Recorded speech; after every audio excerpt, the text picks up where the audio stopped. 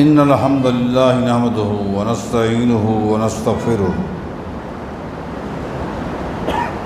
ونعوذ بالله من شرور أنفسنا ومن سيئات أعمالنا من يهده الله فلا مضل له ومن يضلل فلا هادي له وأشهد أن لا إله إلا الله وحده لا شريك له وأشهد أن محمدًا عبده ورسوله اللهم صل على محمد وعلى آل محمد كما صليت على إبراهيم وعلى آل إبراهيم إنك حميد مجيد اللهم بارك على محمد وعلى آل محمد كما باركت على إبراهيم وعلى آل إبراهيم إنك حميد مجيد من يطع الله ورسوله فقد رشد واهتدى ومن يعص الله ورسوله فقد ضل وغوى أما بعد فإن خير الحديث كتاب الله وخير الهدي هدي محمد صلى الله عليه وسلم وشر الأمور محدثاتها وكل محدثة بدعة وكل بدعة ضلالة وكل ضلالة في النار أعوذ بالله من الشيطان الرجيم بسم الله الرحمن الرحيم وقرن في بيوتكن ولا تبرجن تبرج الجاهلية الأولى وأقمنا الصلاة وآتينا الزكاة وأطعنا الله ورسوله إنما يريد الله ليذهب عنكم الرجس أهل البيت ويطهركم تطهيرا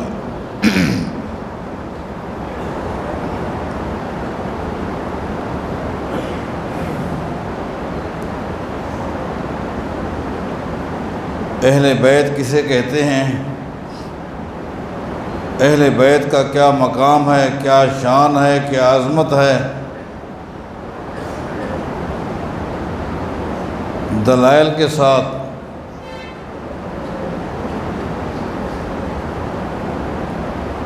عظمت اہل حدیث کو قربان جانیں کہ جو دلائل کے ساتھ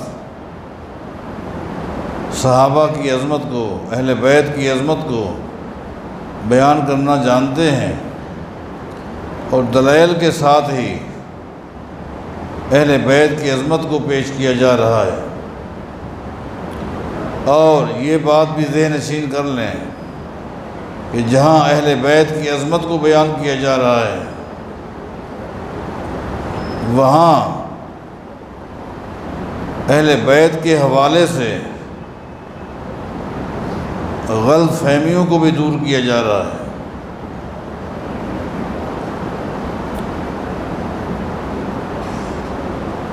مسلمانوں کے اذہان میں اہل بیت کے حوالے سے بعض صحابہ کرام کے بارے جو گفتگو کی جاتی ہے جن کا حقیقت کے ساتھ دور کا بھی واسطہ نہیں ہے، ان کی نشاندہی اور اس مغالطے کو دور کرنا یہ بھی میں اولین ذمہ داری سمجھتا ہوں۔ مثلا یہ بات کہی جاتی ہے کہ کائنات کے امام محمد الرسول اللہ صلی اللہ علیہ وسلم جب دنیا فانی سے تشریف لے گئے، آپ کے چلے جانے کے بعد سیدنا ابو بکر صدیق رضی اللہ تعالیٰ عنہ خلیفہ بنے، تو سیدہ فاطمہ رضی اللہ تعالیٰ عنہ ابو بکر صدیق رضی اللہ تعالیٰ عنہ کے پاس وراثت کے حوالے سے اپنے باپ کی جائیداد میں سے فدق اور خیبر کے مال میں سے اپنا حصہ لینے کے لیے جب گئی تو ابو بکر صدیق رضی اللہ تعالیٰ عنہ نے منع کر دیا، اور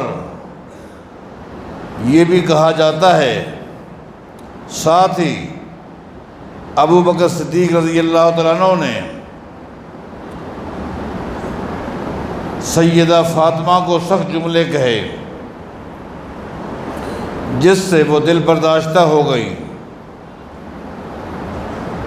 ان کو تکلیف ہوئی، وہ باتیں ان کے دل کو لگ گئی، گھر گئیں، بس بستر میں سوئی اور پھر اٹھ نہ سکی حتیٰ کہ سیدہ فاطمہ کا جنازہ اٹھ گیا۔ ابو بکر صدیق کی باتوں نے، سخت جملوں نے سیدہ فاطمہ کو دکھ پہنچایا، تکلیف پہنچائی، وہ گھر جا کر بیمار ہو گئی اور فوت ہو گئی۔ اسی تکلیف نے سیدہ فاطمہ کی جان قبض کر لی۔ اس طرح کے جملے کہے جاتے ہیں۔ لہذا چونکہ اہل بیت کا چیپٹر ایک بڑا وسیع ہے، کافی دنوں سے میں نے شروع کیا ہوا ہے اور انشاءاللہ مکمل کر کے چھوڑوں گا انشاءاللہ۔ اس لیے آج اس غلط فہمی کو دور کرنا لازمی سمجھتا ہوں۔ اس میں کوئی شک نہیں کہ سیدہ فاطمہ رضی اللہ تعالیٰ عنہ سیدنا ابو بکر صدیق رضی اللہ تعالیٰ عنہ کے پاس گئی تھی، اس میں کوئی شک نہیں۔ لیکن سنیے ساتھ کون تھے؟ ساتھ سیدنا عباس تھے رضی اللہ تعالیٰ عنہ۔ صحیح بخاری کے حوالے سے آپ کو بتا رہا ہوں، چونکہ صحیح بخاری ہی کا حوالہ دے کر یہ باتیں کہی گئی ہیں کہ ان کی بخاری کو اٹھائیں کہ ابو بکر صدیق نے کتنا غلط جملے کہے۔ اسی صحیح بخاری کے اندر جو کچھ ہے وہ میں آج آپ کے سامنے واضح کرتا ہوں کہ سیدہ فاطمہ نے کیا کہا، سیدنا عباس نے کیا کہا اور ابو بکر صدیق نے کیا جواب دیا رضی اللہ عنہ۔ یہ دونوں گئے تھے۔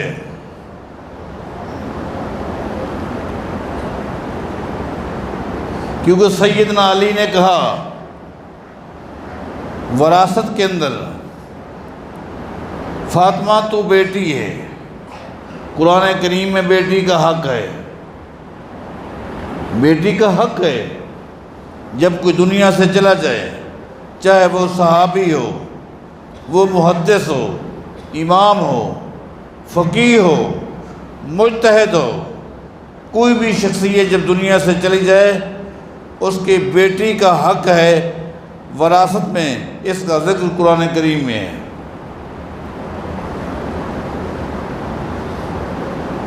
بیٹی اگر اکیلی ہے تو قرآن کریم کے مطابق اس کو مرنے والے کی جائیداد کا آدھا حصہ ملتا ہے۔ اگر ایک سے زیادہ بیٹیاں ہیں، 2 ہیں، 3 ہیں، 4 ہیں، زیادہ ہیں، تو مرنے والے کی جائیداد میں سے 2/3 ملتا ہے۔ اور اگر بیٹیوں کے ساتھ دنیا سے جانے والے کے بیٹے بھی ہوتے ہیں تو اس کو اسباب الغیر کہتے ہیں۔ مطلب یہ کہ للذکر مثل حظ الانثیین، جائیداد تقسیم یوں ہوگی کہ ہر بیٹے کو 2 حصے ملیں گے اور ہر بیٹے کے مقابلے میں بیٹی کو 1 حصہ ملے گا۔ سیدنا علی نے فرمایا فاطمہ تو وارث ہے۔ اسی طرح نبی علیہ الصلوۃ والسلام کے سیدنا عباس چچا لگتے ہیں، اور اگر فوت ہونے والے کا بیٹا نہ ہو تو پھر چچا ہو تو چچا اسبہ بنتا ہے، چچا اسبہ بنتا ہے، اس کا بھی حق ہے۔ آپ لوگ جائیں۔ یہاں غلط فہمی دور کرنے لگا ہوں کہ سیدنا علی ناراض تھے اس لیے نہیں گئے، نہیں، کیونکہ کسی بھی حوالے سے وہ وارث نہیں تھے، وارث نہیں تھے۔ جو ایک عام قانون ہے، قرآن کریم نے جو ایک عام قاعدہ بیان کیا ہے، اس قاعدے کے تحت بیٹی کا بھی حق ہے، چچا کا بھی حق ہے۔ اس ترتیب کے اندر چونکہ سیدنا علی کا حسن حق نہیں تھا، اس لیے بیوی سے کہا کہ تم جا سکتے ہو، ہاں بات کرو۔ سیدنا عباس چچا ہیں، وہ بھی جا کر بات کریں، چونکہ ان کا حق نہیں تھا اس لیے وہ نہیں گئے۔ اگر ناراضگی ہوتی تو سیدہ فاطمہ کو نہ بھیجتے، اگر ناراضگی ہوتی تو سیدنا عباس کو نہ بھیجتے۔ ان دونوں کو بھیجا اس لیے کہ قرآن کریم کے عام قاعدے کے مطابق ان کا حق تھا، یہ گئے۔ صحیح بخاری میں آتا ہے یہ دونوں گئے، سیدنا عباس رضی اللہ تعالیٰ عنہ نبی علیہ السلام کے چچا ہے، وہ بھی گئے، سیدہ فاطمہ جو نبی علیہ السلام کی بیٹی ہیں وہ بھی ساتھ گئیں۔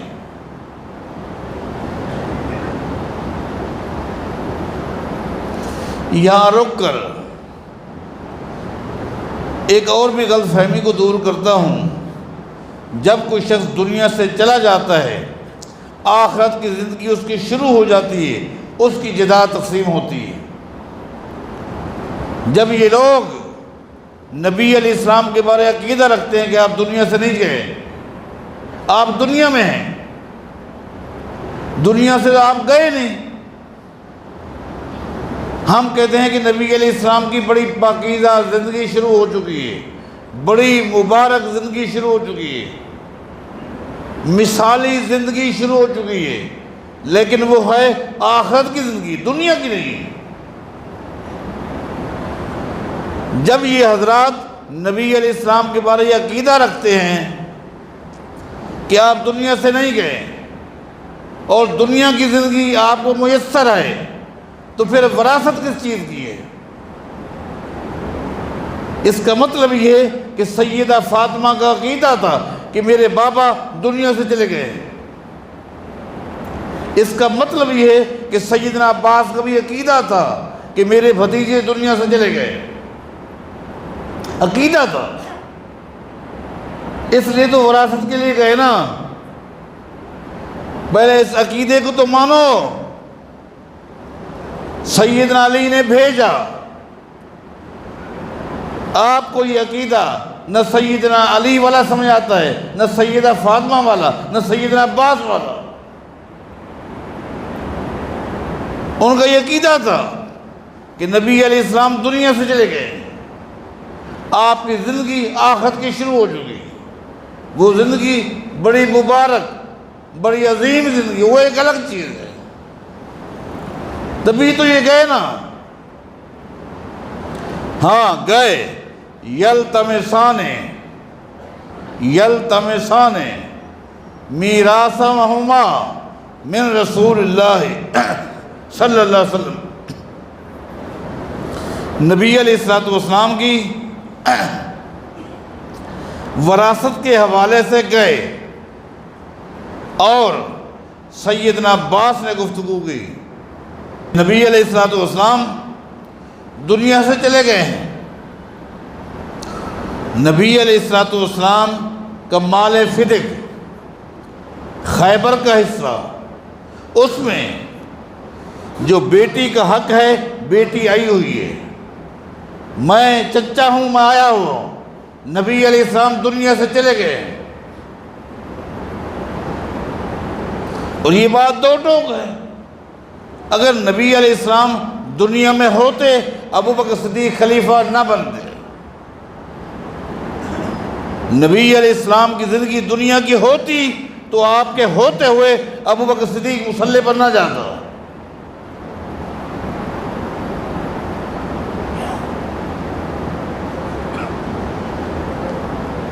یہ گفتگو کی، کہ بیٹی کا جو حق ہے قرآن کریم کے مطابق، چچا کا جو حق بنتا ہے، اس کے حوالے سے ابو بکر آپ کے پاس آئے رضی اللہ عنہ۔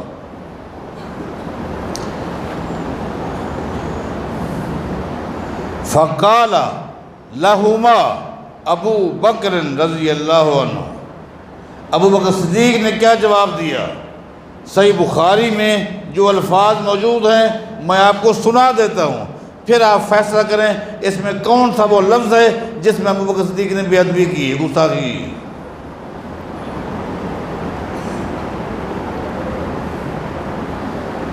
ابو بکر صدیق رضی اللہ تعالیٰ عنہ نے کون سی گستاخی کی ہے؟ کون سی بخاری آپ کے گھر میں ہے وہ لے آؤ، میں آپ کو بتاتا ہوں۔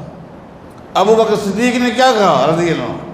فرمانے لگے فَإِنِّي سَمِعْتُ رسول اللہ صلی اللہ علیہ وسلم یقول لا نورث ما ترکنا صدقہ انما یاکل آل محمد صلی اللہ علیہ وسلم من ھذا المال۔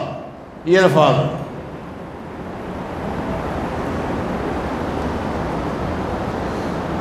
یہ ہے الفاظ ابو بکر صدیق رضی اللہ تعالیٰ عنہ نے سیدہ فاطمہ، سیدنا عباس رضی اللہ عنہما سے جو گفتگو کی، وہ یہ الفاظ ہے جس کا ترجمہ میں آپ کو سنا دیتا ہوں۔ اس کے بعد آپ خود اپنے ضمیر میں جھانک کے دیکھیں۔ فرماتے ہیں اے عباس، اے فاطمہ رضی اللہ عنہ، فَإِنِّي سَمِعْتُ رسول اللہ صلی اللہ علیہ وسلم یقول، میں نے نبی علیہ السلام سے سنا تھا، آپ نے فرمایا تھا لا نورث ما ترکنا صدقہ۔ نبی علیہ السلام نے فرمایا تھا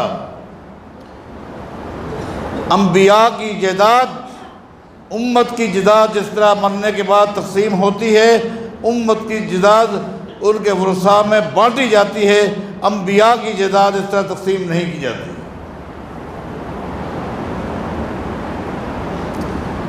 انبیاء لا نورث ما ترکنا صدقہ، انبیاء کی جائیداد کو تقسیم نہیں کیا جاتا، ایک نبی نہیں، ٹوٹل انبیاء کی جائیداد کو تقسیم نہیں کیا جاتا۔ میں سمجھتا ہوں نبی علیہ السلام کے فرمان میں کتنی حکمتیں ہیں۔ کیوں؟ ہر شخص کی اولاد میں بسا اوقات نالائق لوگ بھی پیدا ہوتے ہیں۔ بعض لوگ ایسے بھی ہوتے ہیں جن کی اولاد میں، خاندان میں، ورثاء میں نالائق مادہ پرست بھی پیدا ہوتے ہیں، جو اپنے بڑے کی موت کی انتظار کرتے ہیں اور عجیب و غریب جملے استعمال کرتے ہیں کہ ہمارا باپ تو بس سانپ بن کر دولت کے اوپر بیٹھا ہوا ہے، مرے گا تو کچھ چیز لیں گے۔ باپ چاہے تو ہمیں گاڑیاں دلوا سکتا ہے، باپ چاہے تو کچھ ہمیں دے، نہیں، یہ بنا ہوا ہے، یہ مرے گا تو کچھ معاملات کریں گے۔ بعض لوگ کہتے ہیں بھائی ابھی ہمارے ہاتھ میں کچھ نہیں ہے، جو کچھ ہے وڈیرے کے ہاتھ میں ہے، ابو کے ہاتھ میں ہے، بس وہ مرے تو پھر کچھ معاملات کرتے ہیں۔ ایسے نالائق بھی پیدا ہوتے ہیں، ایسے کمبخت بھی پیدا ہوتے ہیں جو اپنے باپ کی، اپنے ماں کی موت کی انتظار کرتے ہیں۔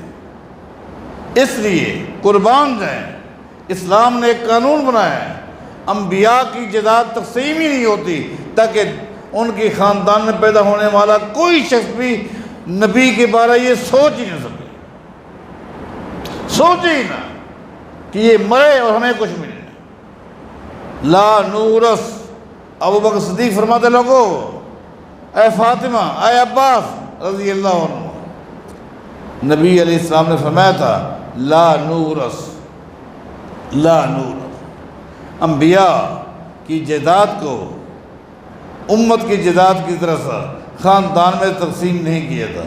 ما ترکنا صدقہ، انبیاء جو کچھ چھوڑ کے جاتے ہیں ان چیزوں کو بیت المال میں شامل کیا جاتا ہے۔ ہاں انما یاکل آل محمد صلی اللہ علیہ وسلم من ھذا المال، ہاں انبیاء کے جانے کے بعد ان کی امت میں جو بھی خلیفہ بنتا ہے اس کی ذمہ داری ہوتی ہے کہ وہ بیت المال میں سے اہل بیت کی جتنی ضروریات ہیں وہ پوری کرتی رہے۔ لہٰذا مجھے خلیفہ بنا دیا گیا ہے، اہل بیت کے جو مسائل ہیں، جو ان کی ضروریات ہیں ان کو تو پورا کیا جائے گا، لیکن جائیداد تقسیم نہیں کی جائے گی۔ کیوں؟ نبی علیہ السلام کی حدیث ہے۔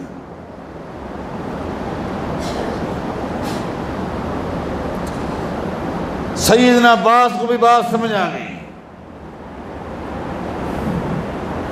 سیدہ فاطمہ کو بھی بات سمجھ آ گئی، وہ چلے گئے، وہ چلے گئے۔ باقی یہ کہنا کہ سیدہ فاطمہ بیمار ہو گئی اور ایک دن بھی ابو بکر صدیق نے ان کی خیریت معلوم نہیں کی، بیمار پرسی کے حوالے سے کبھی نہیں پوچھا کہ فاطمہ کا کیا حال ہے، یہ سوائے جھوٹ کے اور کچھ بھی نہیں۔ اس لیے جاؤ اہل سنت جس میں اہل حدیث بھی ہیں، دیوبندی بھی ہیں، بریلوی بھی ہیں، اپنی کتابیں دیکھیں، اہل تشیع اپنی کتابیں دیکھیں کہ جس وقت سیدہ فاطمہ بیمار ہوئی تو ان کی تیمارداری کے لیے مستقل بنیادوں پر ان کی خدمت کے لیے، ان کے معاملات کا جائزہ اور ان کی ضروریات کو پورا کرنے کے لیے آپ پوچھیں کس خاتون کی ڈیوٹی لگائی گئی؟ سیدہ اسماء بنت امیس رضی اللہ عنہ۔ بالاتفاق اہل بیت نے بھی اتفاق کیا، ٹھیک ہے اس سے بہتر اور کوئی خاتون نہیں ہو سکتی، اسماء بنت امیس ہی سیدہ فاطمہ کے پاس رہے گی حتی الانفاس الاخیرہ،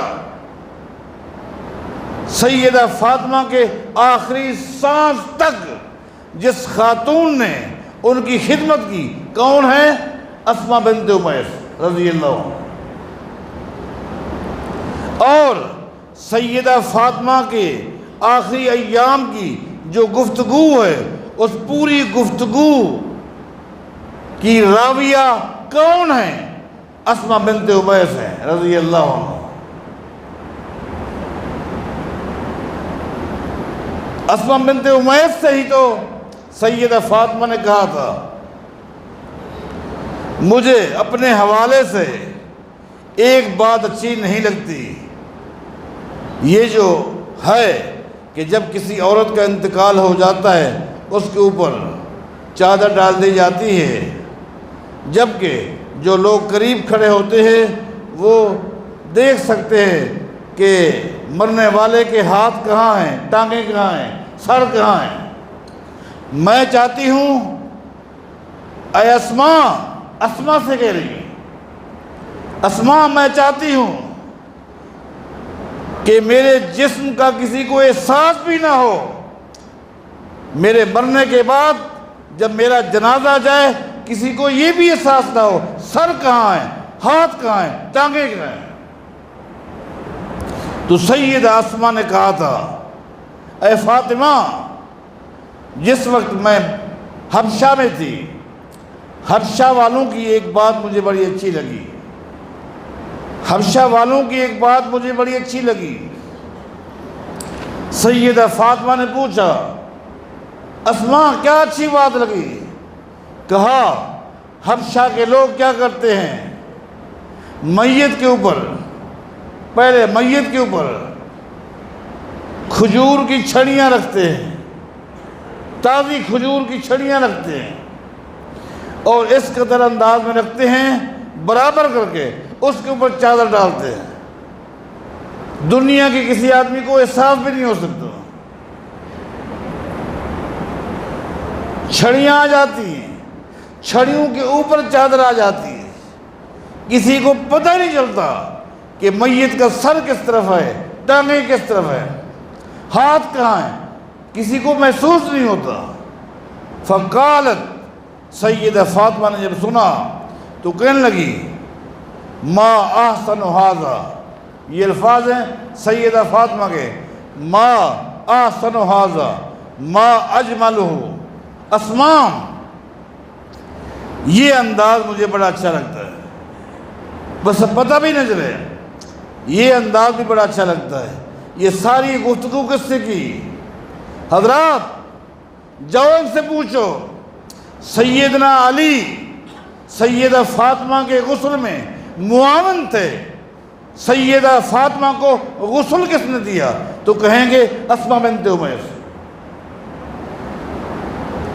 اس سے پوچھو سیدہ فاطمہ کو کفن کس نے پہنایا؟ سیدنا علی تو معاون تھے، کفن کس نے پہنایا؟ اسماء بنت امیس نے، جس کی اہل بیت نے اتفاق سے ڈیوٹی لگائی کہ ٹھیک ہے ہمارا اتفاق ہے۔ حضرات یہ اسماء بنت امیس کون ہے؟ ابو بکر صدیق کی بیوی ہے۔ تم کہتے ہو کہ انہوں نے احساس نہیں کیا،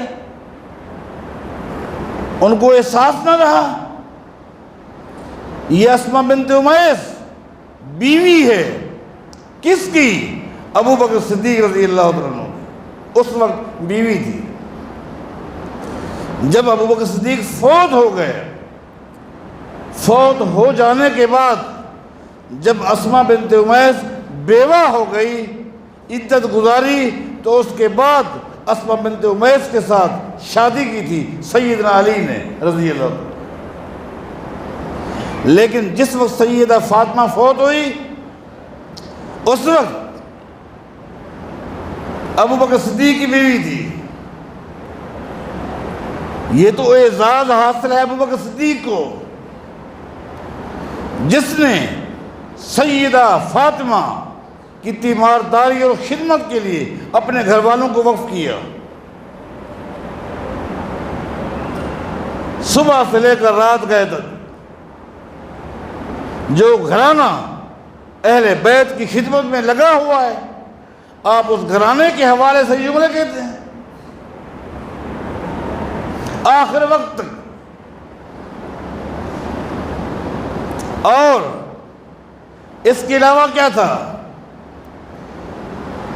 سیدنا علی رضی اللہ تعالیٰ عنہ پانچوں نمازیں مسجد نبوی میں جماعت کے ساتھ پڑھتے تھے، اور علماء صبح اٹھائیں اس میں ہے جس وقت بھی سیدنا علی رضی اللہ تعالیٰ عنہ نے مسجد میں نماز پڑھی ہے، نماز کے بعد فقال لہو ابو بکر و عمر کیف بنت رسول اللہ، جب بھی سلام پھرتا، اذکار مکمل ہوتے، سیدنا علی کے پاس ابو بکر صدیق بھی آ جاتے، عمر بن خطاب بھی آ جاتے، اور آ کر پوچھتے کیف بنت رسول اللہ، بنت رسول اللہ کا کیا حال ہے، اللہ کے نبی کی بیٹی کا کیا حال ہے۔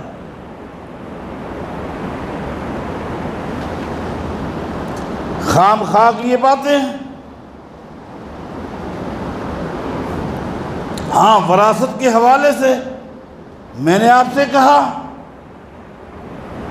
ابو بکر صدیق نے حدیث سنائی، یہاں میں آپ سے پوچھتا ہوں، اگر آپ یہ سمجھتے ہیں ابو بکر صدیق نے صحیح نہیں کیا، دینا چاہیے تھا، عمر بن خطاب اپنے دور میں خلیفہ بنے، انہوں نے بھی صحیح نہیں کیا، ان کو دینا چاہیے تھا جو اہل بیت کا حق تھا، عثمان بن عفان نے بھی صحیح نہیں کیا جو اہل بیت کا حق تھا، وہ دینا چاہیے تھا۔ تو میرا سوال یہ کہ جب سیدنا علی بن ابی طالب رضی اللہ تعالیٰ عنہ خلیفہ بنے، انہوں نے کیوں نہیں دیا؟ انہوں نے کیوں نہیں دیا؟ ان سے پہلے بقول تمہارے یہ لوگ غاصب تھے، انہوں نے حق مارا۔ آج تو سیدنا علی خلیفہ ہیں، آج تو وہ فدق انہی کے پاس ہے، خیبر کا مال بھی انہی کے پاس ہے۔ انہوں نے کیوں نہیں دیا اہل بیت کو؟ کیا اس وقت اہل بیت نہیں تھے؟ سیدنا حسن بھی تھے، سیدنا حسین بھی تھے، ایک ترتیب میں اہل بیت تھے، کیوں نہیں دیا؟ جو جملے وراثت کے حوالے سے ابو بکر صدیق کے بارے کہتے ہو، عمر بن خطاب کے بارے کہتے ہو، عثمان بن عفان کے بارے کہتے ہو، ہے جرت وہی الفاظ سیدنا علی کے بارے کہہ دو؟ اگر نہیں کہتے اور نہیں کہنا چاہیے، نہیں کہتے اور نہیں کہنا چاہیے تو اللہ کے لیے یہ الفاظ ابو بکر صدیق کے بارے میں مت کہو، عمر بن خطاب کے بارے میں مت کہو، عثمان بن عفان کے بارے میں مت کہو۔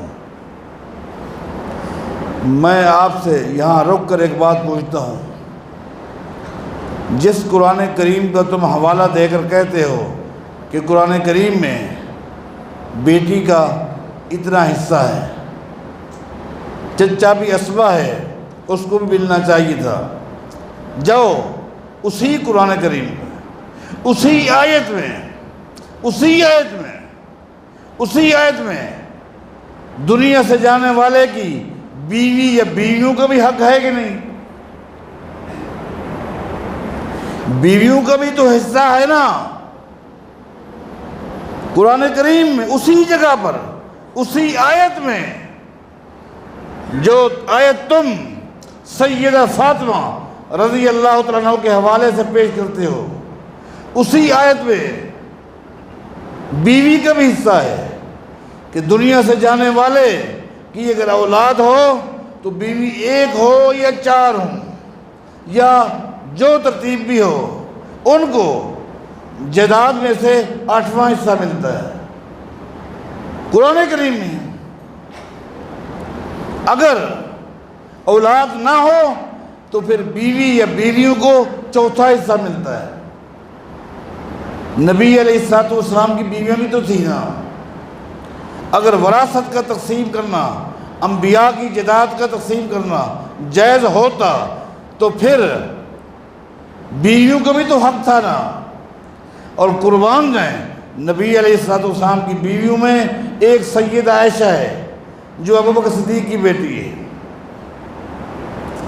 ایک حفصہ بھی ہے جو عمر بن خطاب کی بیٹی ہے۔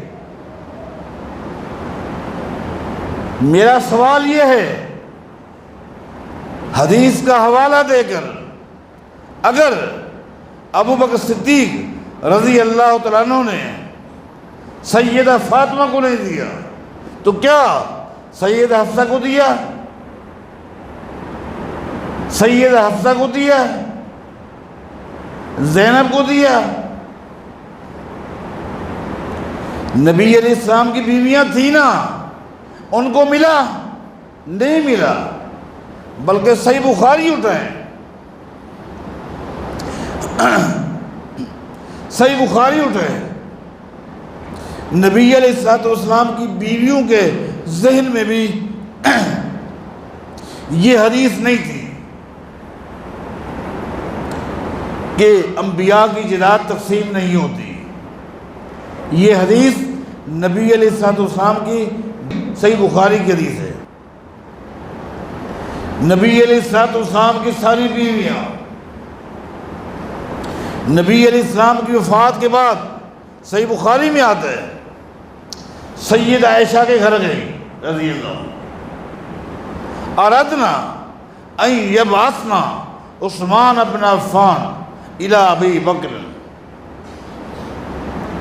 آ کر سید عائشہ سے کہا نبی علیہ السلام دنیا سے چلے گئے، یہ صحیح بخاری کی حدیث ہے، نبی علیہ السلام دنیا سے چلے گئے ہیں، مال فتق، مال خیبر، ہم نبی علیہ السلام کی بیویاں ہیں، ہماری خواہش ہے کہ عثمان بن عفان کو ابو بکر صدیق کے پاس بھیج دیں۔ کس کو؟ عثمان بن عفان کو، تاکہ وہ وقت کے خلیفہ ابو بکر صدیق کے ساتھ گفتگو کریں کہ ہمارا جو حق ہے وہ ہمیں ملنا چاہیے۔ قربان جائیں، سید عائشہ نے کیا کہا؟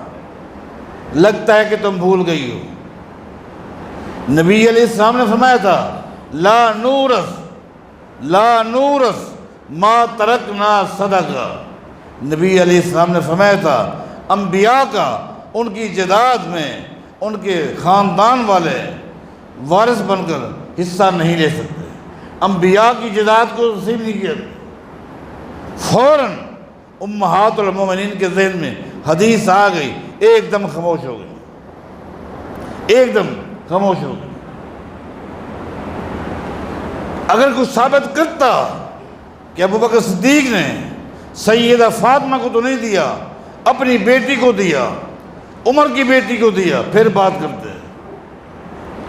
پیغمبر کی بیٹی کو بحیثیت وارث کے نہیں دیا تو اپنی بیٹی کو بھی بحیثیت وارث کے نہیں دیا، عمر کی بیٹی کو بھی بحیثیت وارث کے نہیں دیا۔ کیوں؟ حدیث تھی۔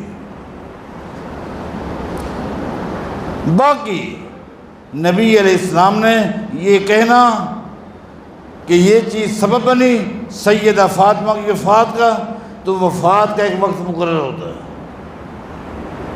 اذا جاء اجلہم لا یستاخرون ساعۃ ولا یستقدمون، ہر شخص کا ایک وقت مقرر ہے۔ اور نعت کہ وہی محمد الرسول اللہ صلی اللہ علیہ وسلم نے اپنی زندگی کے آخری دنوں میں ایک دن، بڑی مشہور حدیث ہے، بارہا سنی ہے، سیدہ فاطمہ کو اپنے قریب کیا اور کان میں کچھ کہا تو وہ رونے لگ گئی، پھر دوبارہ بلایا، کان میں کچھ کہا تو وہ ہنسنے لگ گئی۔ جب سیدہ فاطمہ سے پوچھا گیا کیا گفتگو تھی، کہا پہلے نبی علیہ السلام نے اپنی موت کا حوالہ دیا، مجھے رونا آ گیا، اس کے بعد نبی علیہ السلام نے دوبارہ مجھے میری موت کا حوالہ دیا تو مجھے ہنسی آ گئی، خوش ہو گئی۔ غور کریں، اس جملے پر غور کریں، سیدہ فاطمہ نبی علیہ السلام کی وفات کا حوالہ سن کر رونے لگ جاتی ہیں، اپنی وفات کا سن کر ہنسنے لگ جاتی ہیں۔ وجہ کیا ہے؟ وجہ یہ نبی علیہ السلام کی موت میں سیدہ فاطمہ کی جدائی تھی، اور سیدہ فاطمہ کی موت میں پیغمبر کے ساتھ ملاقات تھی۔ کیوں؟ جب کوئی شخص چلا جاتا ہے، آخرت کی زندگی شروع ہو جاتی ہے، تو اگر نیک ہے تو نیک لوگوں سے ان کی ملاقاتیں ہو جاتی ہیں، ملاقاتیں ہو جاتی ہیں۔ تو نبی علیہ السلام کی ملاقات یہ اتنا اچھی تھی کہ سیدہ فاطمہ کو اپنی موت کا غم یاد نہیں رہا، یہ خوش ہو کر کہنے لگی جو میرے عنقریب اللہ کے نبی سے ملاقات کروں گی۔ نبی علیہ السلام میں کہ میرے خاندان میں، میرے اہل بیت میں، میرے بعد سب سے پہلے تو مجھے آ کر ملے گی۔ اور ایسا ہی ہوا، سب سے پہلے جس کا انتقال ہوا سیدہ فاطمہ رضی اللہ عنہ۔ لہٰذا یہ غلط فہمی تھی، اس میں کچھ اور بھی باتیں تھیں، لیکن وقت پورا ہو چکا ہے۔ اللہ تعالی ہم سب کو صحیح نہج پہ چلنے کی توفیق عطا فرمائے، اور خام خواہ صحابہ کرام کے حوالے سے، اہل بیت کے حوالے سے جو غلط باتیں بتائی جاتی ہیں ان سے دور رکھنے کی توفیق دے۔ اہل حق اور قرآن و حدیث پر عمل کرنے والے، ان کے ساتھ وابستگی شدید ضرورت ہے اور وقت بھی ضرورت ہے۔ اپنے آپ کو ان فتنوں سے بچانے کے لیے اہل علم کے ساتھ وابستگی کو لازمی سمجھیں۔